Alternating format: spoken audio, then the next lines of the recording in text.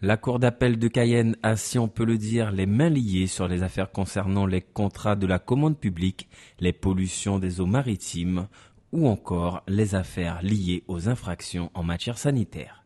C'est absolument anormal, il n'y a pas plus de compétences, il n'y a pas moins de compétences non plus à Fort-de-France qu'à Cayenne. Donc dans ces conditions-là, je pense qu'il y a des efforts d'ajustement à faire dans certains aspects et réellement des actions spectaculaires à mener pour obtenir qu'au moins les affaires guyano-guyanaises d'orpaillage restent confiées et jugées en Guyane. Depuis son adhésion au plan local d'insertion à l'emploi en 2010, toute entreprise qui postule pour un appel d'offres supérieur à 200 000 € est obligée d'avoir 7 à 10% de ses effectifs en chantier d'insertion. L'insertion ne s'arrête pas uniquement sur le chantier, parce que lorsque ces jeunes viennent nous voir, les jeunes ou les moins jeunes viennent nous voir, on passe un contrat avec eux qui veut dire que normalement, ils doivent apprendre le métier sur le chantier et ensuite suivre des cours théoriques avec des organismes de formation. Parce que l'idée de ces chantiers est bien là, former pour permettre l'embauche ensuite. Au début, on a commencé à faire le carbet, le grand carbet en barre d'eau. Donc à la fin du chantier, il y en a quelques-uns qui ont retrouvé du boulot au niveau maçonnerie ainsi qu'au niveau de la charpente. La SEMSAMAR réalise les travaux de réhabilitation à la Cotonnière, un projet de 35 millions d'euros financé à 80% par l'État et à 20% par la commune de Matoury. Nous permettons aux gens qui habitaient là-bas de devenir propriétaires en règle avec la possibilité de déposer un permis de construire. Ça veut dire que nous avons structuré ce quartier et ce quartier aujourd'hui a le visage d'un vrai quartier qui est pensé, puisqu'on a dû réfléchir pour son aménagement, pensé, et où on a travaillé et où les gens véritablement sentent qu'il y a du travail qui est fait et qui est fait dans le bon sens. Donc il y a simultanément une procédure administrative qui est le volet modification du PLU et réalisation de la zone d'aménagement concerté qui sont en cours. Donc l'enquête publique devrait commencer prochainement et à partir de là, les gens pourront devenir effectivement propriétaires. La collectivité n'avait pas forcément les moyens humains et financiers pour pouvoir réaliser cette opération. Donc c'est une concession qui a été attribuée à la SEMSAMAR en 2005. Et voilà, donc nous intervenons pour le compte de la commune, avec des financements de l'État et de la commune, pour réaliser les travaux, régulariser le foncier et faire également de l'accompagnement social.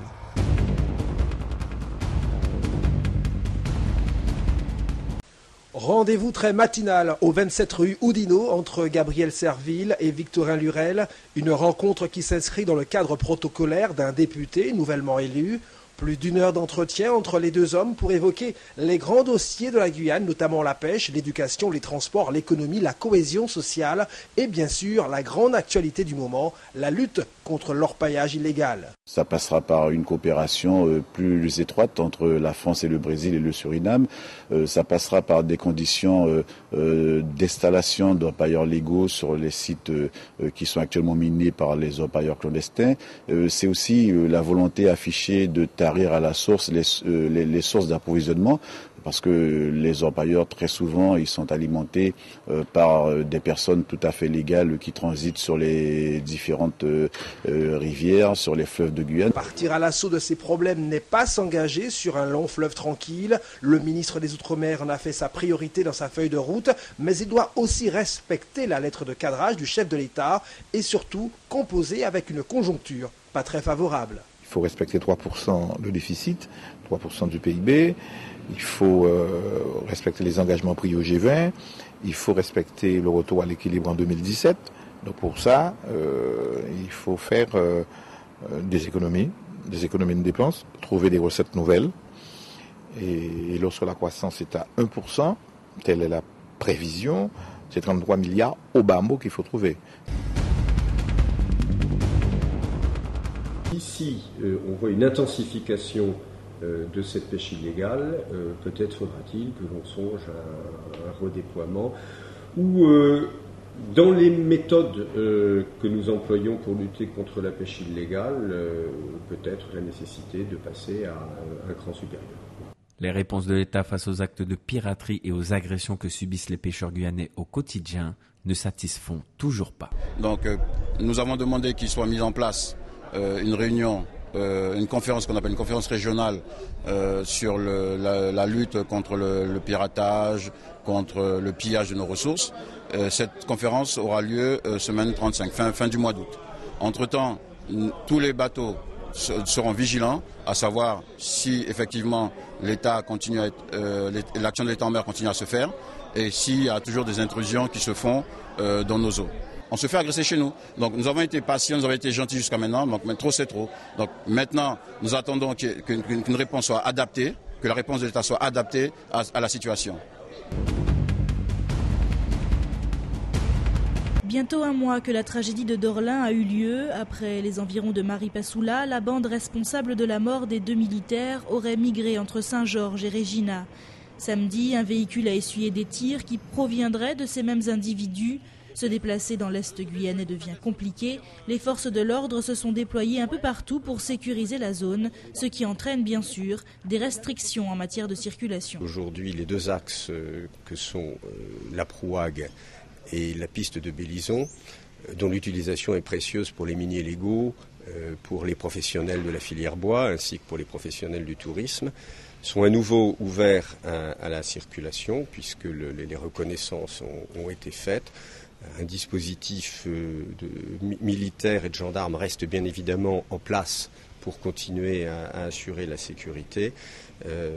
Par ailleurs, concernant la Nationale 2, j'ai maintenu encore la circulation sous la forme de convois sécurisés parce que j'estime que toutes les conditions ne sont pas encore réunies entre Regina et Saint-Georges pour restituer une circulation banale et ordinaire sur la route. Vers 2h30 du matin, 4 cambrioleurs cisaillent la porte métallique et réussissent à s'introduire dans les locaux de l'administration fiscale. Après avoir désactivé l'alarme et occulté les caméras, ils s'en prennent au coffre.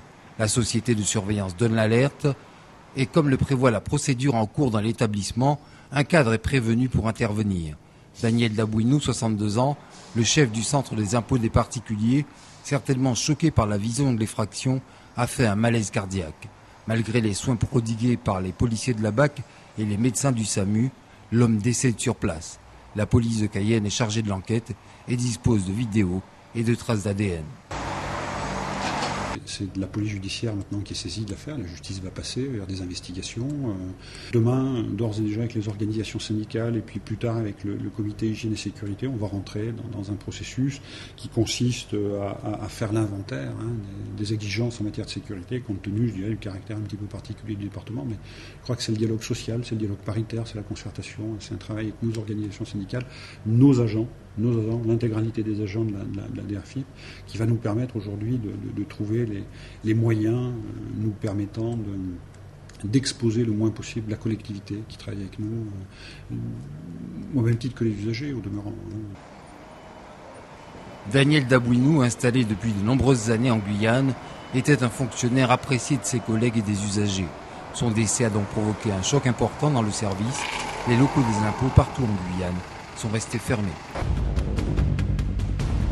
Dès 14h cet après-midi, les animatrices du CNES donnaient des cours de fabrication de fusées à eau dans le cadre du podium vacances de Cayenne, l'occasion pour les enfants de s'occuper en apprenant. Il y a l'aileron, la coiffe et l'eau. Et pour le premier décollage, j'ai vu qu'il faut pomper pour que la fusée puisse décoller. Je ne savais pas encore ça.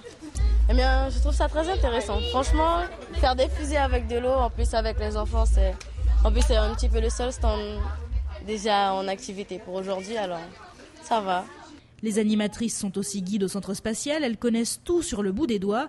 Mais pour ces enfants, pour qui la fusée, pourtant si proche, reste une lumière dans le ciel, créer sa propre fusée est une expérience amusante. Ça fonctionne très bien auprès des jeunes enfants parce que déjà ils fabriquent eux-mêmes leur propre fusée, ils l'imaginent à leur façon.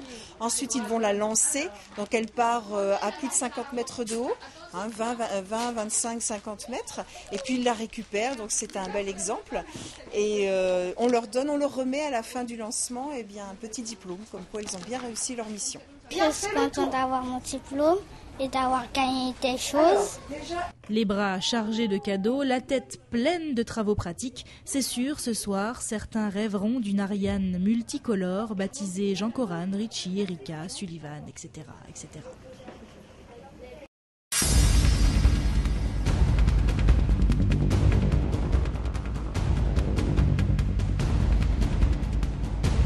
Comment prendre l'avion en abandonnant derrière soi la moitié de ses bagages? C'est désormais le problème posé aux voyageurs par la nouvelle décision commerciale d'Air France. La compagnie Bleu-Blanc-Rouge a décidé de ramener sa franchise bagages de 46 à 23 kilos d'ici la fin de l'année. Les passagers ont beau s'interroger, ils ne voient pas très bien comment ils pourront s'inscrire dans ces nouveaux critères. Air France avance que la franchise précédente était une offre promotionnelle et qu'elle a seulement décidé de revenir à une situation normale. Quoi qu'il en soit, pour les voyageurs, c'est la quadrature du cercle. Voyager en famille ou seul impose de prévoir un minimum d'effets personnels. Qu'est-ce qu'on peut abandonner? Peu de choses. Et puis quand vous emmenez aussi des produits pour la santé aussi, pour votre santé, des produits qu'on trouve difficilement ici, oui, c'est quand même ennuyeux, quoi. Je pense que c'est faire machine arrière. C'était déjà le cas avant, aujourd'hui on revient à ce qui était déjà avant. Et les familles guyanaises sont nombreuses et s'il faut diminuer les bagages, diminuer tout ce qu'il faut, je pense que c'est une grande pénurie pour la Guyane. Donc c'est bien dommage, mais on n'a pas le choix. Alors, je ne sais pas s'il y aura moyen de faire quelque chose, si tout le monde proteste peut-être, mais ça m'étonnerait. C'est un petit peu dommage parce qu'on prenait Air France avec des conditions pareilles, donc maintenant de réduire, est-ce qu'on ne va pas passer à une compagnie, une autre compagnie? Donc ça, on va réfléchir, mais est-ce qu'ils vont peut-être réfléchir eux aussi? La Chambre d'agriculture et ArcelorMittal ont signé ce matin une convention qui donne un souffle supplémentaire aux agriculteurs en leur permettant d'acquérir des tôles à moindre coût pour la fabrication, par exemple, de leur hangar à bétail. Suite à une visite de terrain sur Wayabo, j'ai constaté qu'il y avait un jeune Guyanais qui était handicapé, qui logeait dans des conditions qui n'étaient pas décentes pour un agriculteur, en plus pour un handicapé. Donc lorsque j'ai vu ça, j'ai fait tout de suite un courrier à ce groupe pour lui demander un partenariat de manière à financer la maison d'habitation de ce jeune. Et c'est là que ArcelorMittal nous a répondu favorablement à notre demande. Et à partir de cette demande, ils nous ont demandé pourquoi pas mettre en place une convention pour faire bénéficier l'ensemble des agriculteurs de Guyane, mais pas gracieusement, mais à un prix quand même très, très intéressant et attractif. Depuis longtemps, nous, on se bat au niveau de la Chambre d'agriculture, et moi personnellement en tant que président, de manière à réduire un petit peu les coûts de production et de réduire un petit peu les charges au niveau des exploitations agricoles. Par le but de cette opération, donc, les agriculteurs pourront construire des bâtiments d'élevage ou des bâtiments d'exploitation à un coût quand même beaucoup moins important par rapport au prix de l'achat des tôles. Manuel Ferreira Mora, plus connu sous le nom de Manuel Zinho, a été arrêté ce vendredi à Macapá, capitale de l'État d'Amapá au Brésil. Il est accusé d'être responsable de la tuerie de Dorlin dans laquelle 2 militaires du 9e RIMA ont perdu la vie le 27 juin dernier.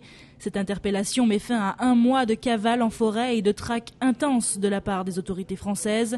Manuel Zinho était déjà recherché au Suriname, au Guyana, au Brésil et en Guyane pour des meurtres et des vols.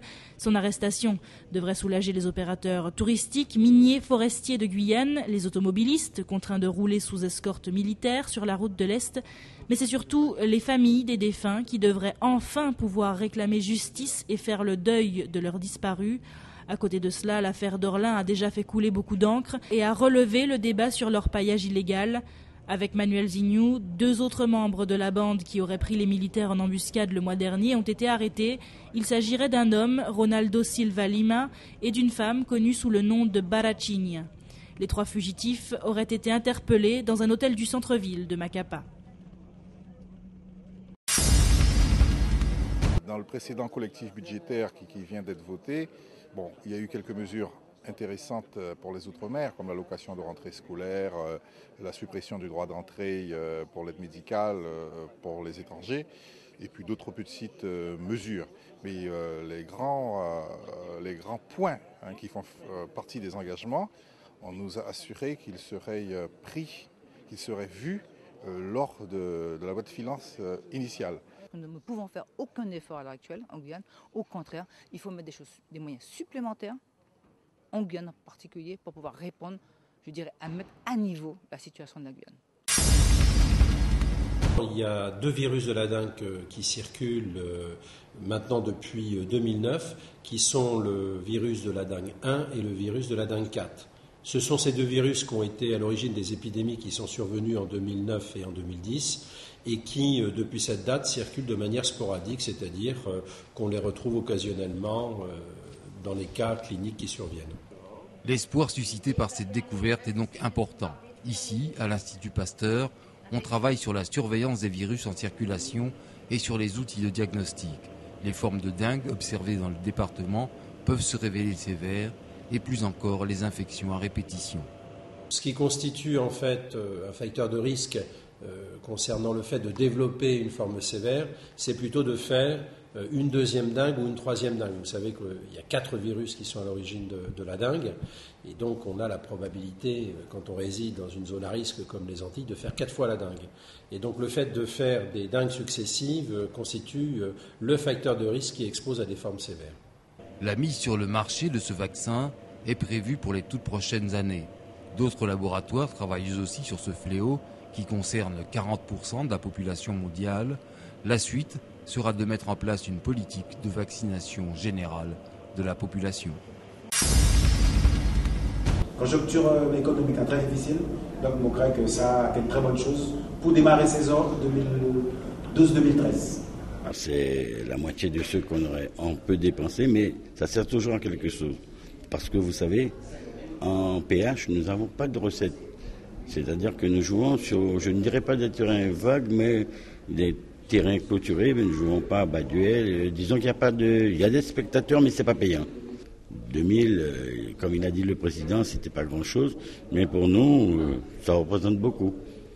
Il faut qu'on puisse mettre nos gars vraiment au top, parce que 2 saisons gagnant tout, faut se dire que cette année, on sera attendu encore 2 fois plus par les équipes que nous allons recevoir ou qui vont nous recevoir. En Guyane, ce sont près de 5000 licenciés qui mouillent le maillot pendant l'année et les chiffres sont en augmentation. Ce petit chèque mettra du beurre dans les épinards, mais rien de mieux que les encouragements et le soutien du public. Alors, rendez-vous bientôt dans les stades.